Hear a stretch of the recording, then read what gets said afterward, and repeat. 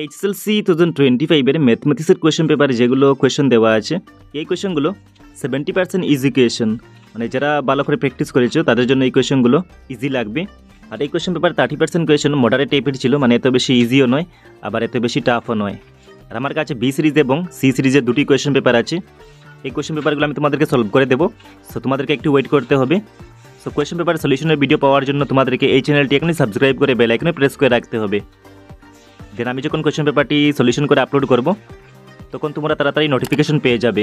So তোমাদেরকে এই চ্যানেলটি এখনই সাবস্ক্রাইব করে বেল আইকনে প্রেস করে রাখা উচিত এবং এই চ্যানেলটি তোমাদের বন্ধুদের সঙ্গে মাস্ট একবার শেয়ার করা উচিত।